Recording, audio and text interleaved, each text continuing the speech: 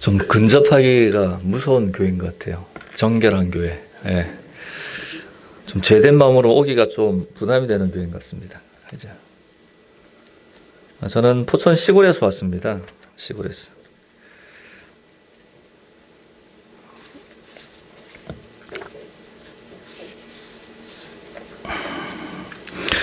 오늘 설교 제목 다윗의 감사.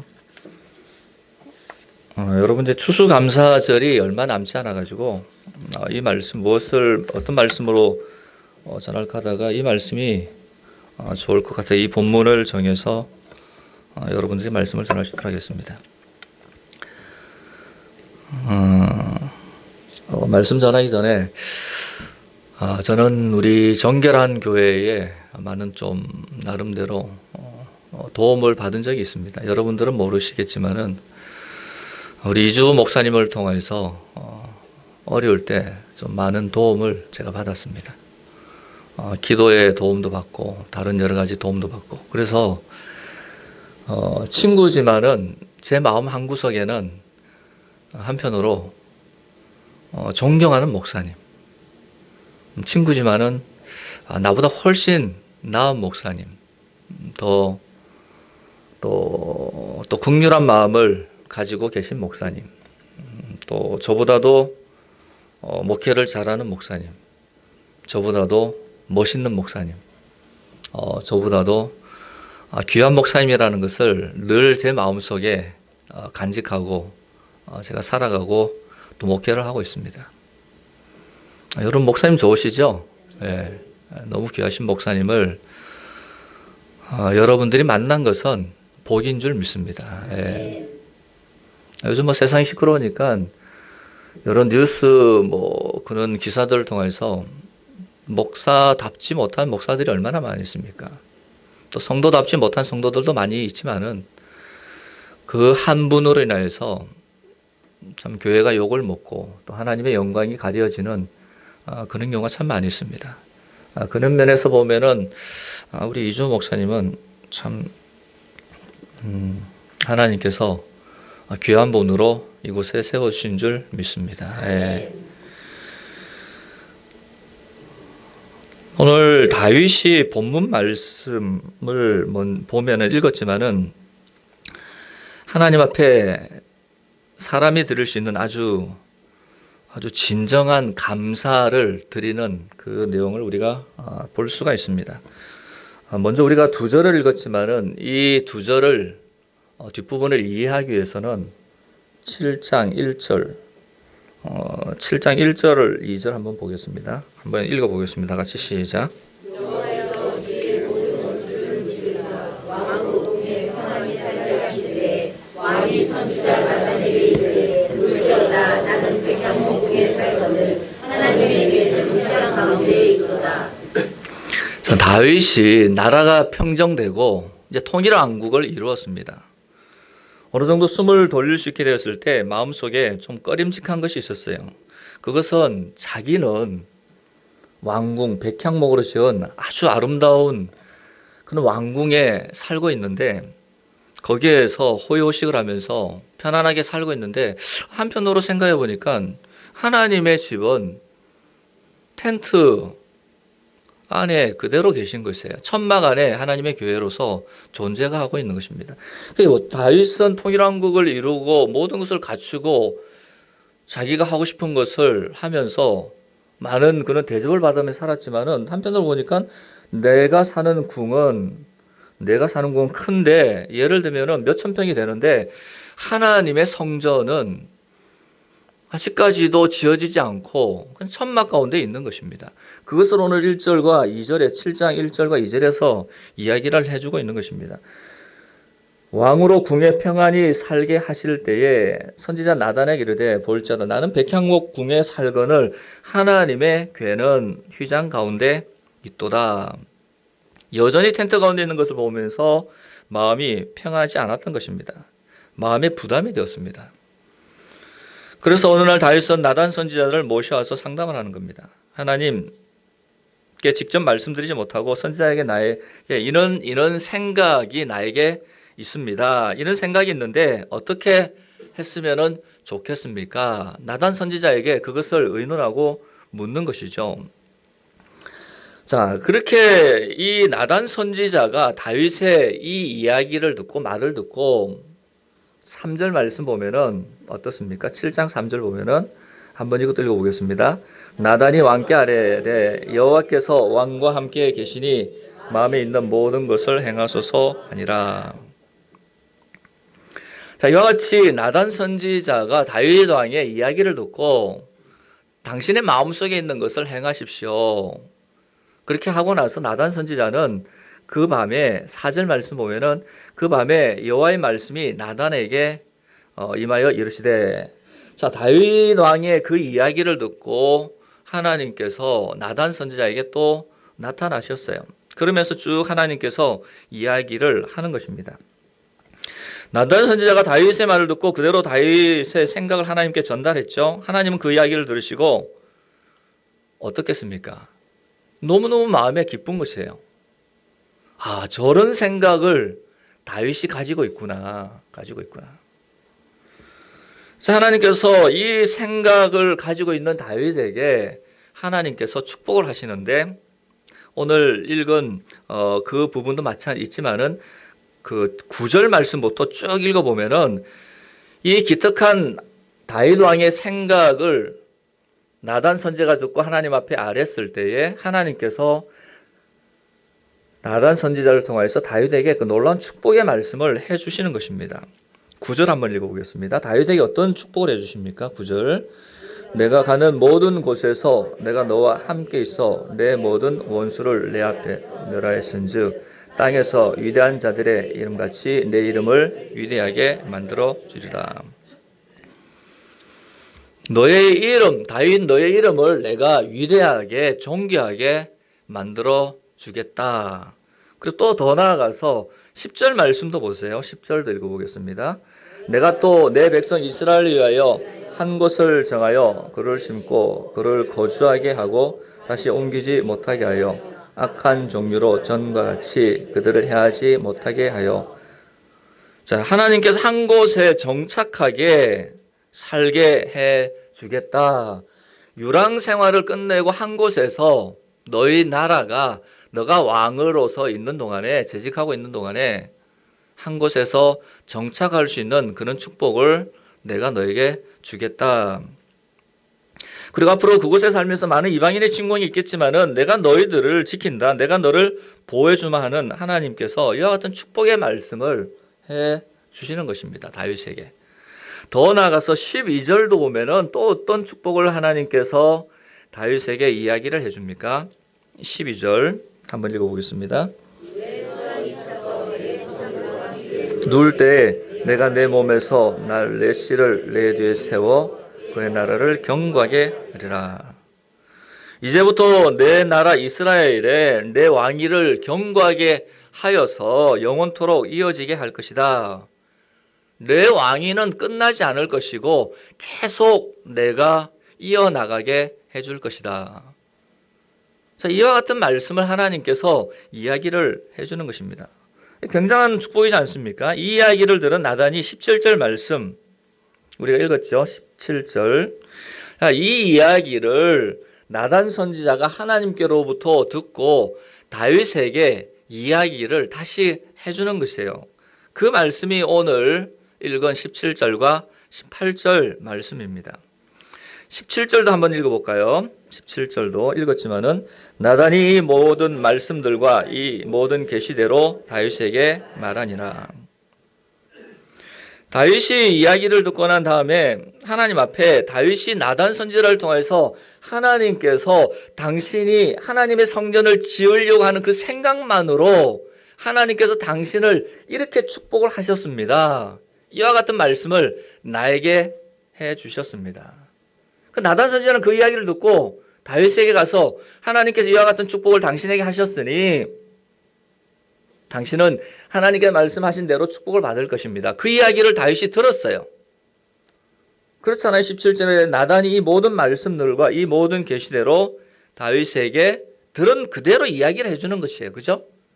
그러니까 다윗이 이 이야기를 나단 선지자의 그 하나님께서 축복해 주시겠다는 나단 선지자의 그 이야기를 듣고 다윗이 어떤 행동을 취합니까? 18절 읽어보겠습니다.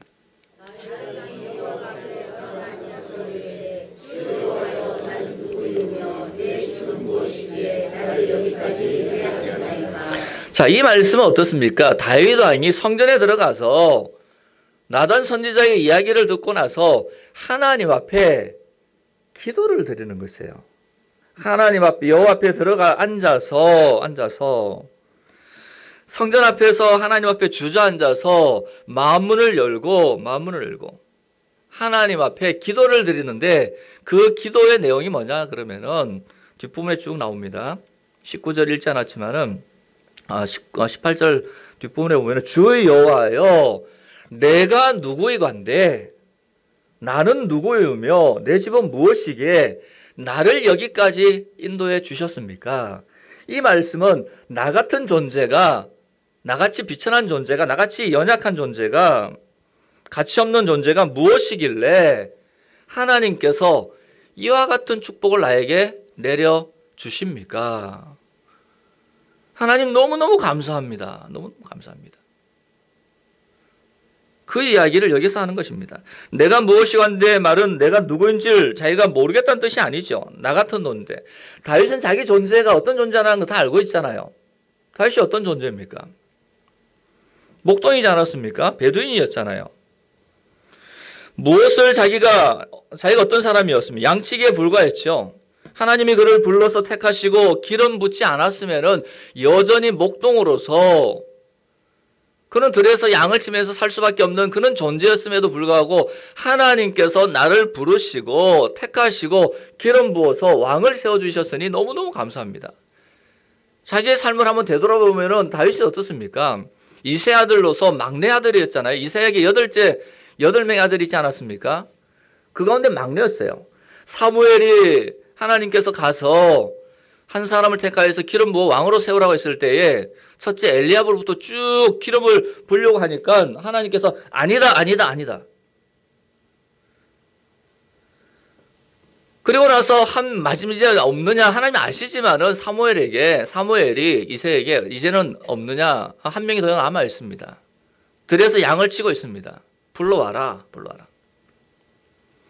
막내로서 이세 아들 막내 다윗이었지만은 그 형들은, 위에 있는 형들은 다 멋있고 능력도 있고 지혜가 있었지만은 그러나 다윗은 양치기에 불과했잖아요. 사무엘이 한 사람 불러오라 마지막으로 이세 아들 막내 다윗을 불렀죠.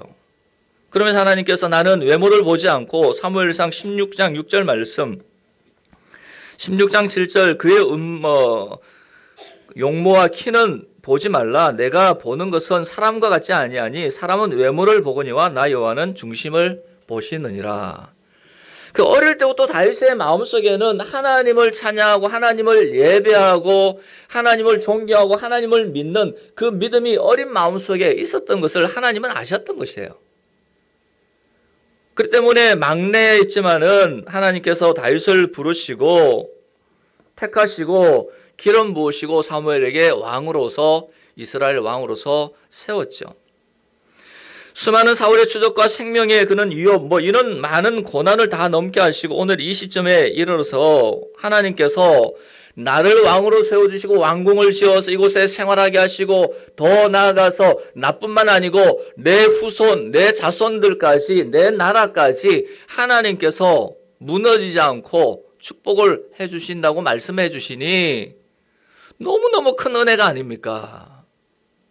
너무너무 하나님 감사합니다.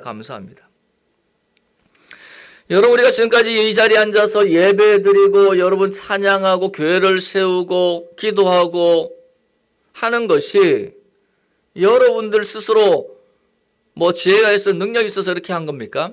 그렇지 않죠. 전적으로 하나에서 열까지 하나님의 은혜인 줄 믿습니다. 하나님의 은혜가 아니면 우리가 이 자리에 어떻게 앉아서 예배 드릴 수 있습니까? 어떻게 기도할 수 있습니까? 어떻게 이렇게 교회를 세우고 공동체를 만들어서 하나님을 찬양할 수 있겠습니까? 여러분, 곰곰이 눈을 감고 한번 생각해 보세요. 모든 것이 하나님의 은혜라는 것. 은혜. 하나님의 사랑이 아니면 우리는 벌써 세상에 나가서 어떻게 됐을 줄 어떻게 압니까? 이 자리에 나온다는 그 자체가 세상에 뭐 많은 기적들에 대해서 이야기를 하고 뭐 체험에 대해서 이야기를 하지만은 저는 이 자리에서 여러분들에게 분명히 말씀드리는데 여러분들이 이 자리에 나와서 앉아있다는 그 자체가 하나님 앞에 예배드리고 있다는 이 자체가 예배자로서 여러분들이 세움을 받았다는 이 자체가 이 세상의 그 어떤 기적보다도 가장 귀하고 은혜롭고 놀라운 기적인 줄 믿습니다. 예? 누가 하나님 앞에 나와서 제대로 예배드릴 수 있습니까? 너무너무 감사한 것이에요. 우리는 하나님 앞에 예배자로 부름을 받았잖아요. 여러분 마음속에 생각 속에 늘 잊지 말고 생각해야 될 것은 나는 하나님 앞에 예배하는 자다. 예배하는 자다. 어디를 가든지 이 생각을 여러분들이 잊어버리면 안 돼요. 여기 우리 학생들도 있고 청년들도 있고 뭐 많은 분들 계시지만은 자다가도 깨어나서 길을 걷다가도 화장실에서 변을 보고 나온다 할지라도 나는 하나님 앞에 예배자야. 예배자야. 나는 하나님 앞에 존귀한 자잖아요. 예배자예요. 어느 누가 하나님 앞에 예배 드릴 수 있습니까? 택한 백성 아니면 누가 예배를 드릴 수 있나요?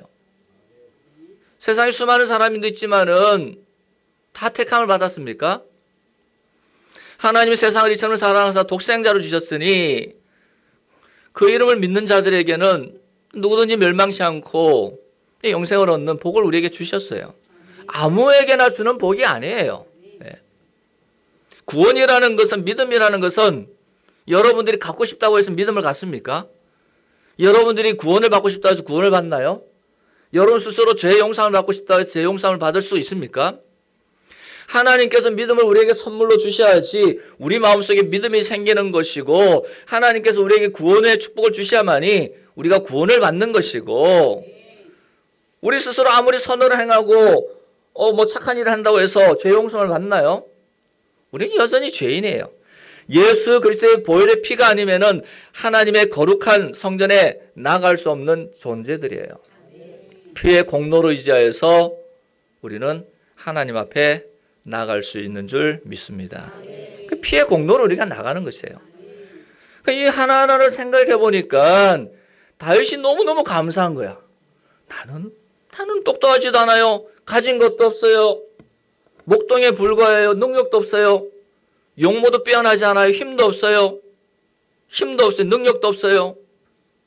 아무것도 없는데도 불구하고 하나님께서 부르시고 기름 부으시고 세우셔서 왕으로 삼아주시고 후손들까지 하나님께서 축복해 주시니 이것이 웬 은혜입니까? 은혜입니까? 너무너무 하나님 감사합니다. 하나님 감사합니다. 그 다윗이 성전에 들어가서 그 기도를 드리는 것이에요. 그 내용이 뒷부분에 쭉 나오고 있습니다.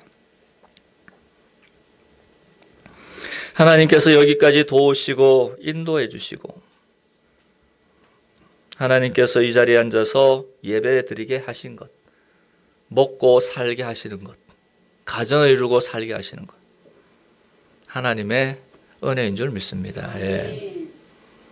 우리나라에 두고도 우리나라를 생각해 보면은 여러분 하나님께 우리나라에게 얼마나 큰 축복을 내려주셨는지 연세 드신 분들은 다 아실 거예요. 1960년대 UN 120개국이 가입이 되어 있었습니다. 120개국 중에 부자 나라부터 쭉 이렇게 줄을 세우잖아요. 그러면 우리나라가 60년대 120개국 나라 가운데 119번째. 모르겠어요. 뭐 어느 기사 따라서 좀 차이가 있지만은 제가 읽어본 기사, 본 기사 중에서는 119번째. 꼴찌에서 두 번째예요. 그만큼 못 사는 나라, 가난한 나라, 찌질이도 못 사는 나라였었어요. 지금의 그는 필리핀보다도 더 못 살았죠. 인도보다도 더 못 살았어요. 그때 우리나라 국민소득 찾아보니까 76불이었어요. 우리보다 필리핀이 더 잘 살았는데 176불, 태국이 220불이었다는 것입니다.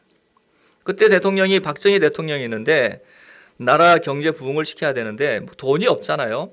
개발을 하려고 경제 부흥을 시키려고 미국의 대통령이 가서 좀 돈을 융자를 해달라고 했더니 미국 대통령이 당신은 쿠데타를 일으킨 대통령이기 때문에 돈을 당신에게 빌려줄 수 없다.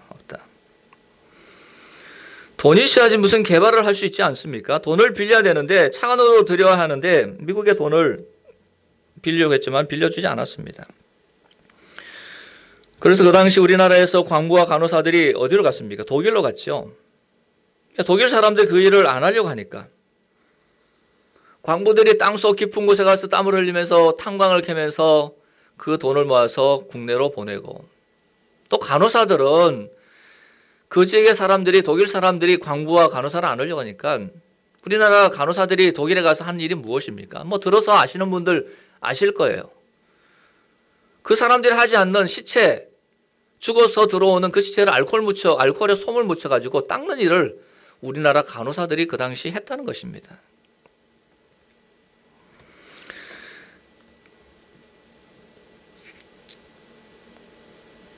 한 번은 박정희 대통령이 독일에 가서 우리나라 국민들을 모아놓고 애국가 제창을 하는데 애국가를 부르면서 다 울었다는 것이에요. 독일은 이렇게 잘 사는데 우리나라는 왜 그렇게 못 사는가?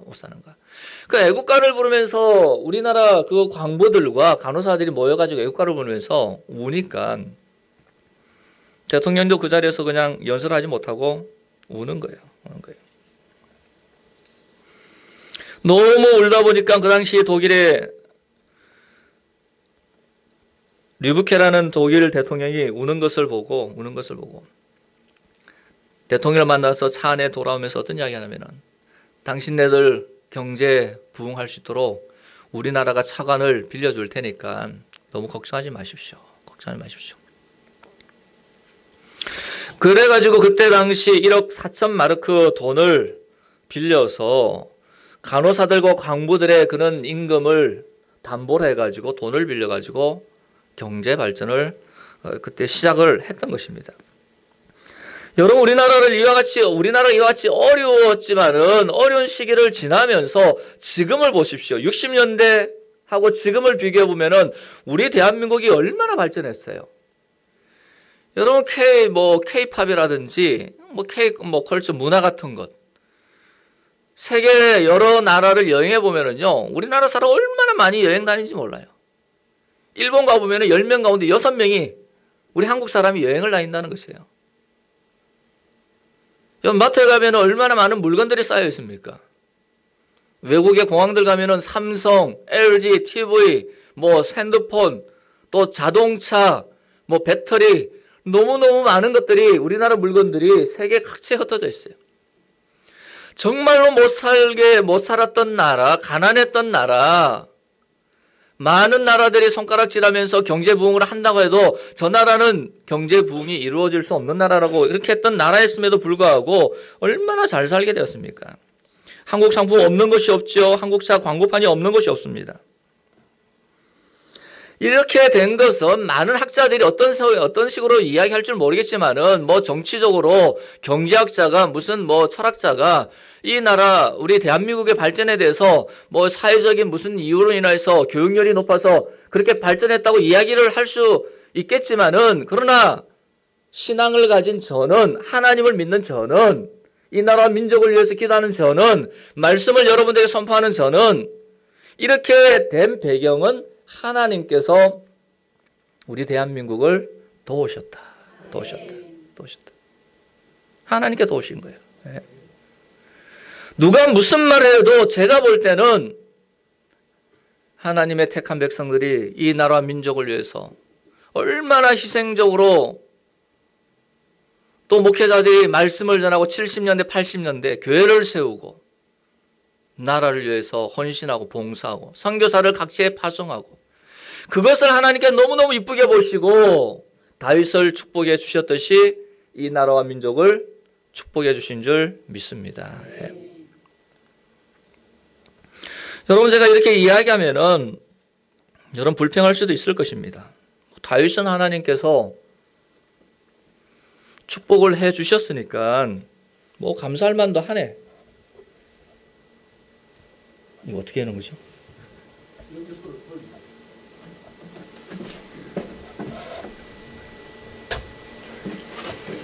부자에게는 컵도 좋아요.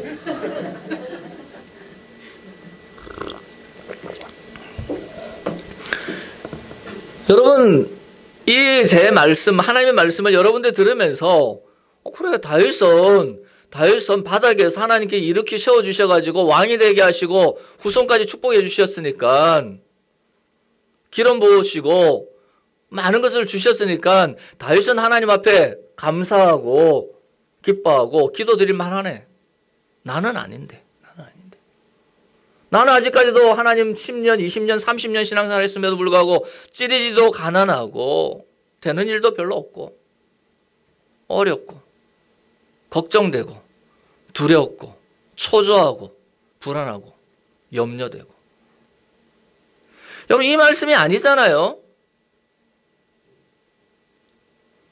여러분도 눈을 감고 생각해보면 여러분 하나님께서 다윗에게 축복해 준 그 축복보다도 여러분들에게 하나님께 주신 복이 더 클 수가 있습니다. 예. 왜? 다윗이 몰랐던 예수 그리스도를 여러분 선물로 받았잖아요. 왜? 다윗이 이와 같이 교회를 짓고 예배드리지 못했지만은 여러분 교회를 짓고 이 따뜻한 곳에서 또 더운 여름에는 시원한 에어컨 바람 나오는 곳에 예배드릴 수 있잖아요. 제가 이렇게 이야기해도 나는 그래도 감사할 게 없네 뭐. 다윗은 감사할 만하고 나는 아닌데. 그게 아니잖아요. 아니에요. 여러분, 불평할 것이 있을 수 있을 것입니다. 왜 사업과 건강, 자녀를 위해 잘 되게 기도했는데 하나님이 나에게 안 주시는지 불평할 수 있을 것입니다. 그러나 한번 곰곰하게 생각을 해보세요. 옛날부터 지금까지 나를 도우셨고 교회를 도우셨고 내 삶을 인도하셨고 이 민족을 인도하신 그 크신 하나님의 사랑과 은혜. 너무너무 감사하다.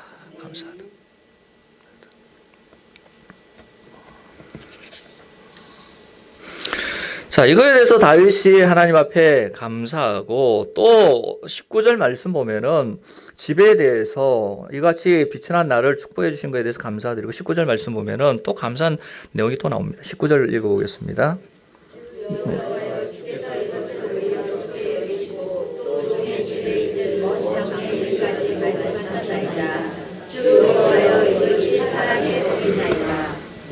자, 이것을 이해를 돕기 위해서 표준 세번역 성경을 제가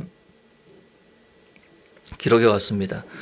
여호와께서 나를 위해 이미 행하신 일도 너무너무 가본해서 하나님 앞에 감사한데 이제 더 거기에 더해서 이제 내 집안의 장래일까지 축복해 주시니 이것이 얼마나 놀라운 축복입니까? 어찌 인간의 표준과 비교할 수 있습니까? 다윗이 이야기를 하는데 하나님 지금까지 내가 여기까지 오게 된 것도 하나님의 축복이어서 내가 감사 평생 감사해도 모자랄 판인데 하나님 여기에 더해가지고 이제 내 자손, 내 후손, 내 미래, 내 가문 이거에 대해서도 하나님께서 축복의 말씀을 나에게 해주시니 너무너무 감사합니다. 너무너무 감사합니다. 이 일을 어떻게 감당할 수 있습니까? 이건 사람에게 대하여 일상적인 방법을 넘어선 하나님의 특별한 배려의 축복이라는 것을 다윗이 이야기를 하는 것입니다.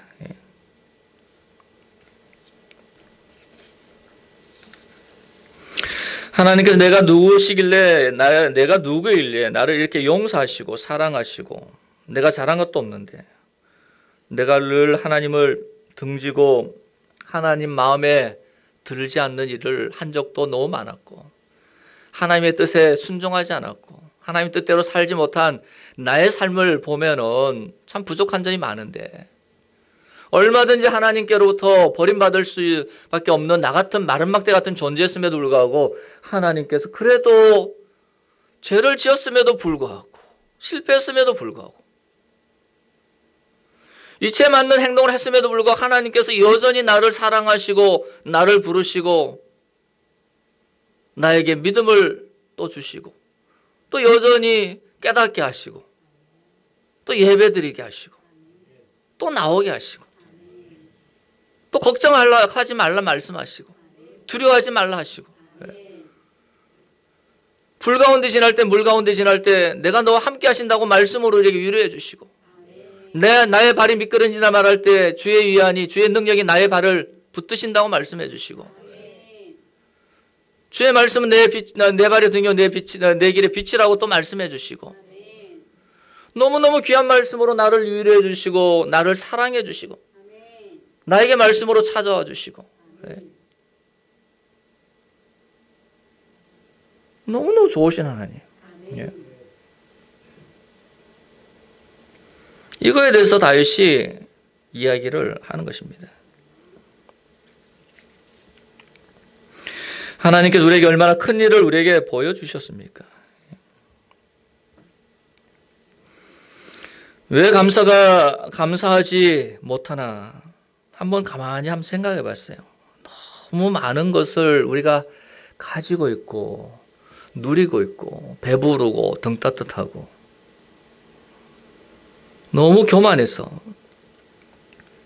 너무 배가 불러서 우리가 하나님 앞에 감사하지 못한 것이 아닌가, 그렇게 생각이 드는 것이 아닌가.